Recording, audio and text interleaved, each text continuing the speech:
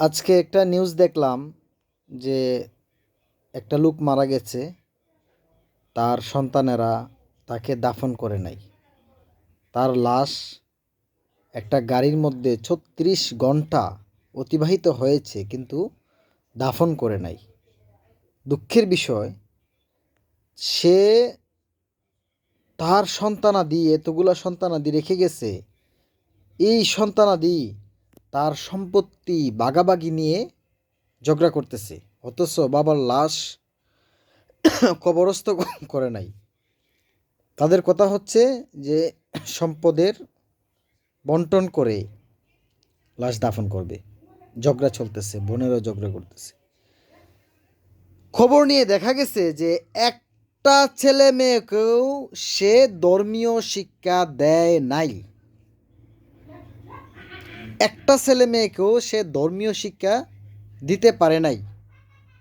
এজন্যই বলি, আমি ঘটনাতে যাব না, এজন্যই বলি, আমি পায়ে হাত দিয়ে বলি, আপনার ছেলে মেয়েকে ধর্মীয় শিক্ষা দিন।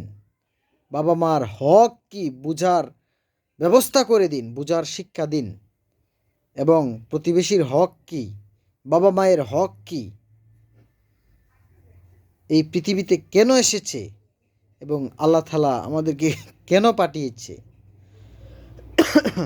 এই বিষয়গুলো সন্তানকে শিক্ষা দিন। এছাড়া দেখছেন তো ঘটনা,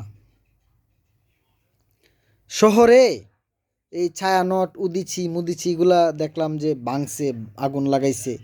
আমি ভাঙ্গার পক্ষেও নাই, আগুনের পক্ষেও নাই, কিন্তু আমি দেখলাম ভাঙছে। পরে খবর নিয়ে দেখি এগুলো হচ্ছে কি, আপনার ছেলে মেয়েকে নাস্তিক বানাবার বাদ্যযন্ত্র, গান বাজনা এবং ফ্রি রিলেশনশিপ, প্রেম শিখাইবার যত আধুনিক যন্ত্রপাতি আছে, ওই উদিসি এবং ছায়ানটের মধ্যে তারা সংরক্ষণ করে রাখছে। তো এই আপনার সন্তানেরা যদি ওই উদিসি মুদিসি এবং ছায়ানটের মধ্যে যায়, আপনি মরার পর তো আপনার ৩৬ ঘন্টা না ৭২ ঘন্টা আপনাকে লাশ রেখে দিবে। তারা কেন রেখে দিবে? কারণ আপনি তাদেরকে ধর্মীয় শিক্ষা দেন নাই, মা বাবার হক কি বুঝতে দেন নাই, আদর করছেন, ইংলিশ মিডিয়ামে পড়াইছেন, ঠিক না? আপনার অবস্থা এরকমই এমনই হবে ভাই। অল্প সময়ের জীবনে আপনি আপনার বাচ্চাকে ইঞ্জিনিয়ার বানান, ডাক্তার বানান, উই হ্যাভ নো প্রবলেম, আমাদের কোনো সমস্যা নাই। বাট ধর্মীয় শিক্ষাটা দিলে আপনি অন্তত মান সম্মান নিয়ে কবরে যেতে পারবেন। আপনার মৃত্যুর পরে ৩৬ ঘন্টা রেখে দিবে না।